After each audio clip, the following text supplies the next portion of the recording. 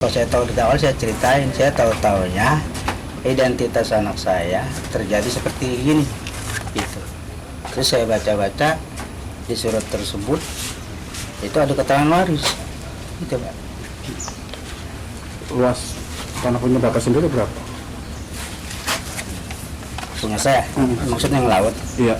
Yang laut ini, yang terkeras ini 14978. 1,4 hektar. 1,4 hektar. Tapi sebelumnya Bapak itu punya lahan di daratan atau Saya sama sekali nggak punya Pak, semeter pun saya nggak punya. Kalau di laut. kalau di daratan? Di darat pun saya nggak punya, Memang tidak punya. apalagi itu di laut. Itu lautan laut negara Pak. Tapi tiba-tiba ada penerbitan itu, Nah, Pak. ya itu Pak. Dari diri Bapak pribadi sendiri, Bapak merasa dirugikan nggak sih dengan adanya hal ini? Merasa lah. Maksudnya gitu. Saya aja nggak terima ini, nggak terima. Pak, sebelumnya ada pihak-pihak dari kelurahan datang ke rumah Bapak? Nggak ada. Mereka tiba-tiba pinjam KTP anak Ya, Bapak. anak saya. Terus langsung Jadi diambil begitu aja. Kemudian yang selebihnya saya nggak tahu ya, tahu-tahu jadi begini. Baik, kita mulai diskusi kita pada sore hari ini. Mas Henry, kapan tepatnya warga ini tahu bahwa namanya itu telah dicatut? Ya, terima kasih Mas Kevin. Jadi warga kami itu mengetahui identitas anaknya dicatut itu udah lama, sejak Agustus 2024. Dan saat itu pun kami langsung melakukan audiensi di Pemda Kabupaten Tangerang, di audiensi oleh Sekda PLH ya, Pak Soma Atmaja saat itu. Di situ ada banyak, ada dari ATR, ada Puspida lah semuanya. Inspektorat juga termasuk ada. Nah, yang lucunya adalah para Puspida ini tidak berbicara masalah perda ya. Tidak bicara masalah perda tata ruang. Ini sangat pembodohan menurut saya.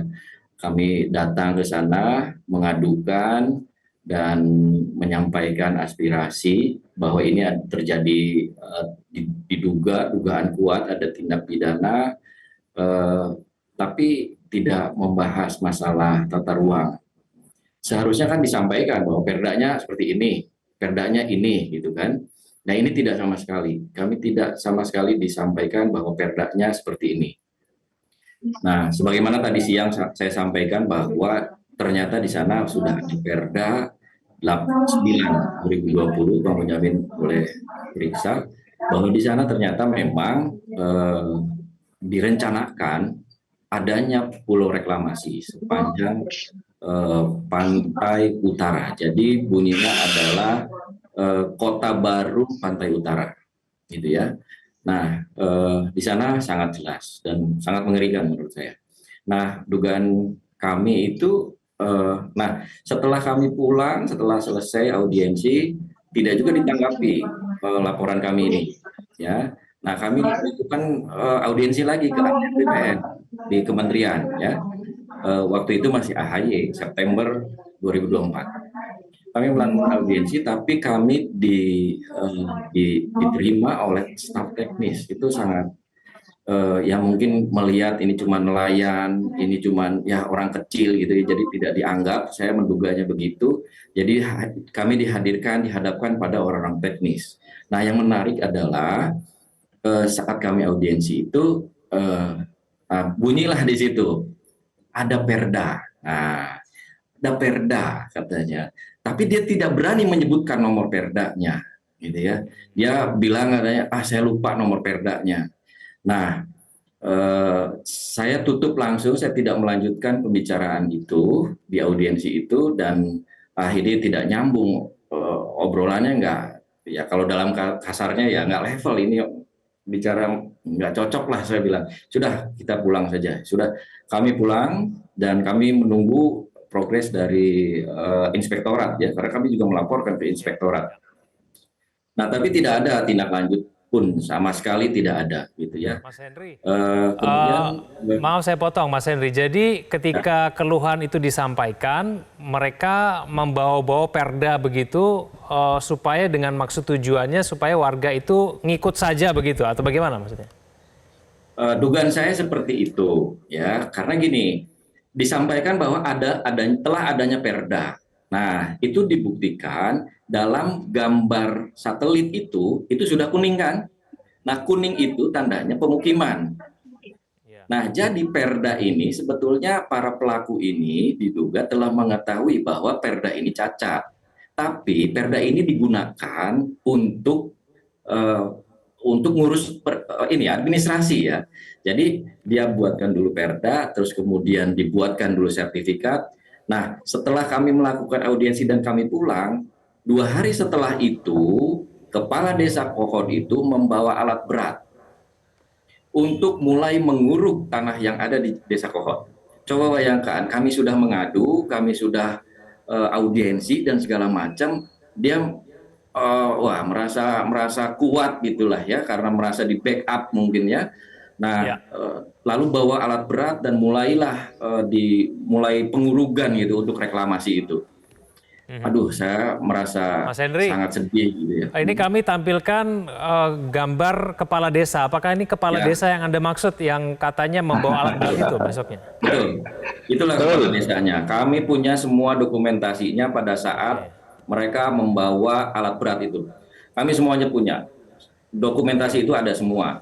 Dan yang paling menyedihkan adalah inspektorat. Kami sudah mengadu beberapa kali. Ya, sebelum audiensi itu kami sudah beberapa kali. 2 kali kita ketemu inspektorat. Ini ada terjadi sesuatu di desa Oke. Kohon gitu ya. Nah, Ya, tapi Mas ya Henry, tidak ada. Dan bahkan si kepala desa ini gimana? Iya, Mas Henry, ini berapa banyak warga yang namanya dicatut dan kemudian caranya mereka mendapatkan data-data pribadi itu bagaimana?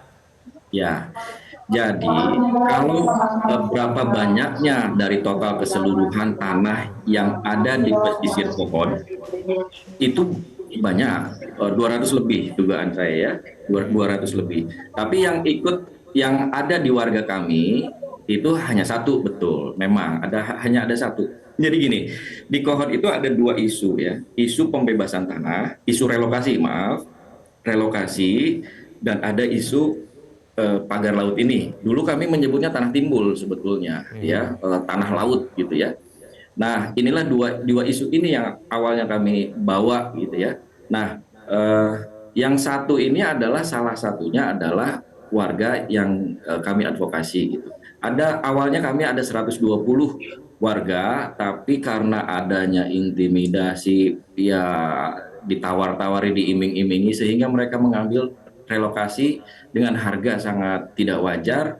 Kemudian ya tersisa hanya 55 orang ini, 55 kakak. Nah, salah satunya adalah warga kami yang dicatat seperti itu, Mas Gavin. Baik, Mas Henry, tapi ini pengambilan data pribadi itu ada yang mengkoordinir tidak? Ada yang mengomandoi tidak? Oh iya, ada, jelas. Itu staf desa, bahkan sampai termasuk RT RW itu dikerahkan. Gitu ya. Jadi ada RT RW-nya pun ya, bahkan RT RW-nya pun diduga kuat mereka memiliki tanah itu. RT RW bahkan keluarganya itu dititipi, disisipi data-datanya. Nah, seperti itu. Bisa dicek di ATR lah, itu orang-orang ini siapa. Kemungkinan besar dugaan kami betul bahwa mereka itu tidak jauh dari lingkaran kepala desa. Oke, baik. Mas Henry, sebelum kita jeda Komandan Azan Maghrib, pada saat pengambilan data pribadi itu disampaikan tidak bahwa data pribadi ini akan digunakan untuk reklamasi atau pembuatan kota begitu? Ya, khusus untuk yang anaknya warga kami itu tidak diberitahukan, itu murni dicuri. Jadi anaknya warga kami itu baru berumur, waktu itu sih masih 18-19 ya, baru umur segitu. Nah, kemudian diminta KTP-nya, fotokopi awalnya, terus ditunjukkan, oh ini mereka lah yang memotokopi. Nah, selanjutnya ya mereka proses gitu ya. Nah, kalau yang lainnya diduga kuat karena keluarga aparat desa gitu ya. Jadi ya mungkin mereka tahu bahwa itu akan dibuatkan untuk Baik. sertifikat. Baik, Mas Henry, kita jeda dulu pemirsa, jangan kemana-mana, kami akan kembali usai kumandang azan maghrib.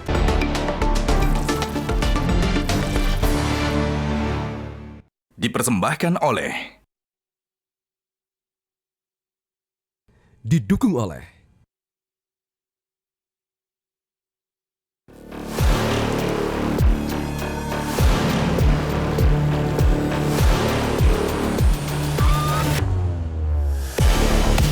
rasanya kalau rapat ini tidak ada satu kesimpulan yang memberikan jawaban kepada rakyat, saya mohon maaf Pak, tidak nanti, sekarang pun saya lepas dulu Pak, ini rencana saya Pak. Siapa sebetulnya memasang? Jadi sampai dengan hari ini masih dalam proses penyidikan. Nah ini sudah 30 km dibangun, harus hati-hati. Waduh, kita ini kok pro oligarki banget gitu loh. Iya, semua kementerian tidak perlu takut melawan oligarki.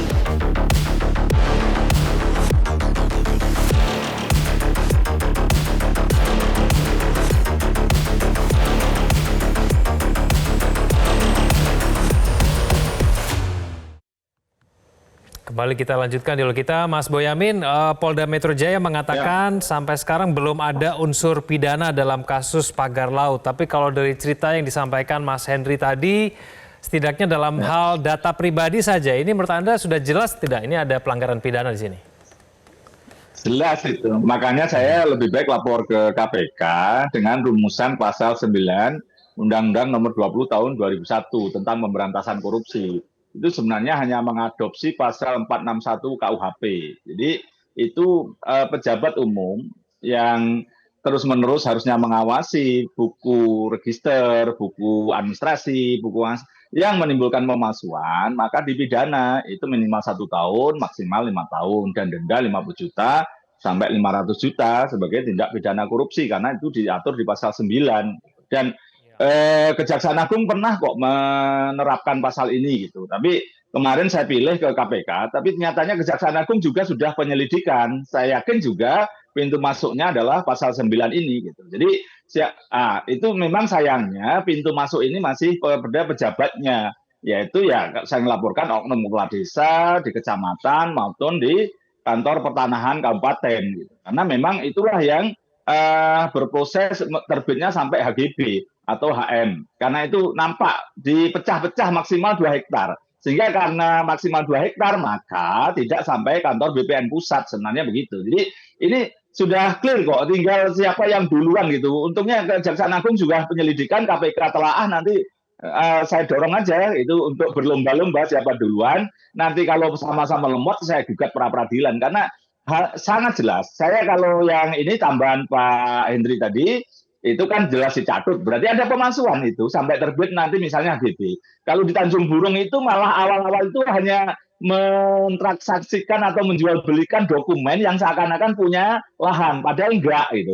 Mulai tahun 2012 itu berlomba-lomba nyari surat segel tahun 82 gitu. Seakan-akan nanti ada garapan mulai tahun 82, padahal itu nyarinya ya di kantor pos yang deket-deket itu aja, sampai bahkan ketika habis sampai ke Jakarta. Dan itu ada insiden ketika oleh kepala desanya ada yang dicabut seakan-akan garapannya itu gitu. Nah, kemudian dikasihkan orang lain. Lah orang lain itulah yang transaksi atau jual beli di depan PPAT notaris gitu. Dan itulah yang saya kira itu urutannya nanti yang menjadi HGB dan HN. Jadi sebenarnya ini sudah terpenuhi itu pasal 9 Undang-Undang Pemberantasan Korupsi itu. Jadi udahlah, kalau memang kepolisian juga saling lempar dengan ke KKP misalnya, KKP pun saya gugat pra peradilan kan, tapi kemarin setelah saya gugat malah ngomong mereka akan menyerahkan penegak hukum.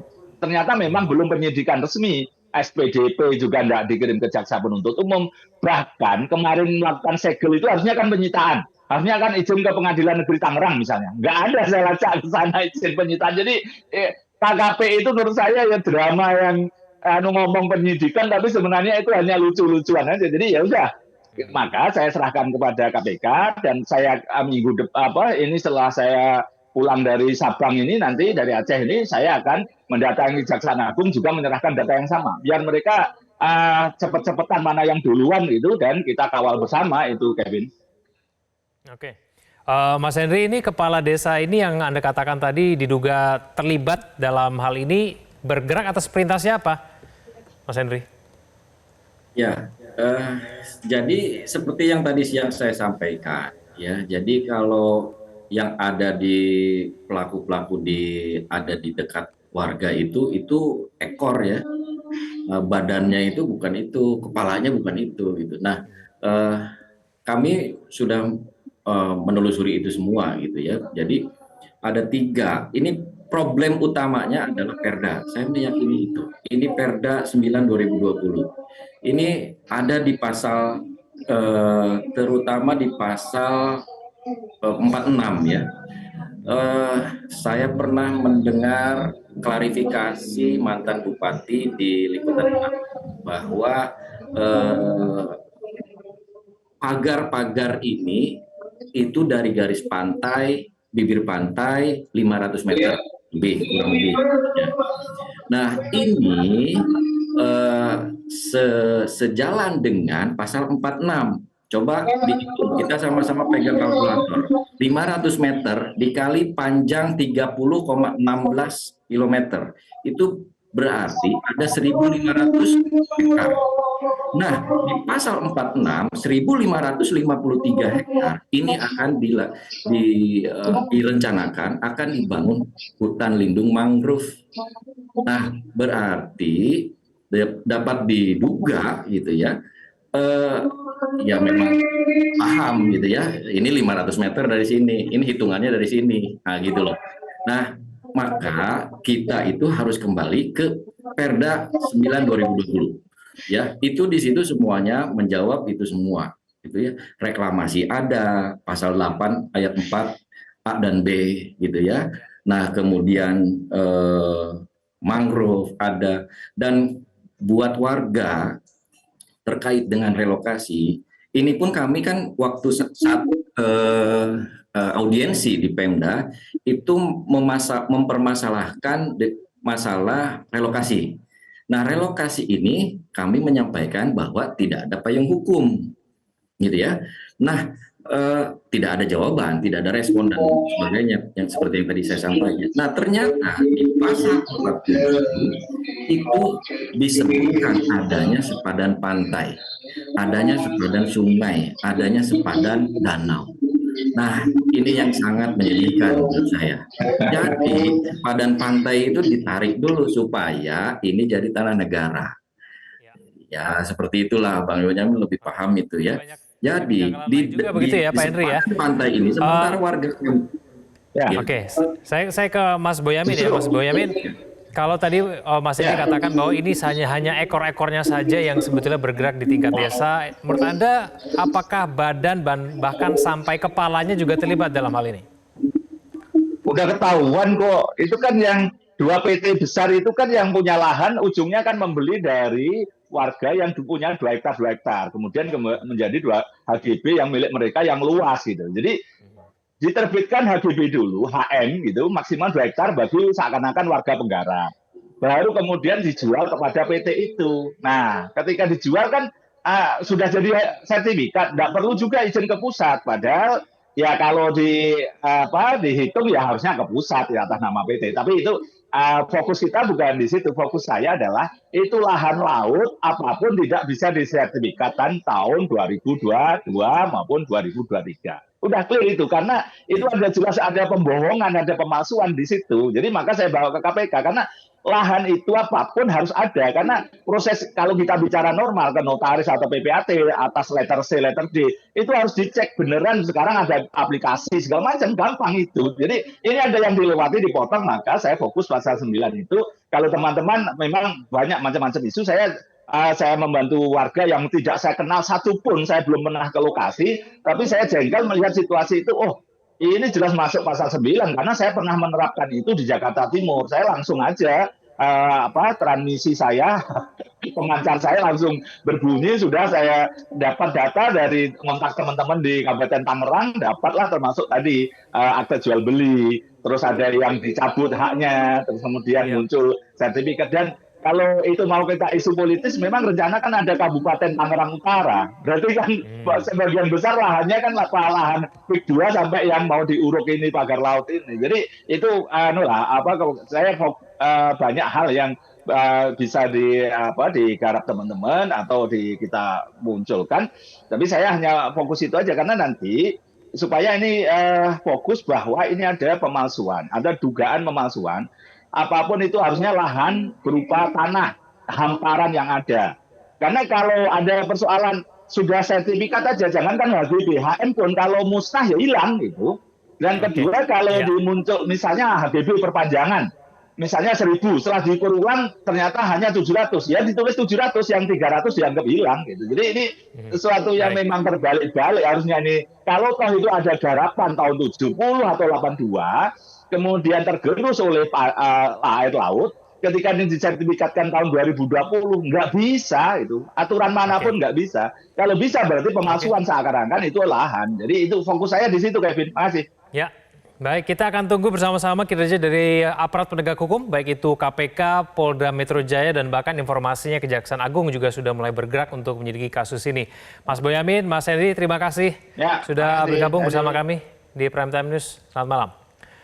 Jelajahi cara baru mendapatkan informasi. Download Metro TV Extend sekarang.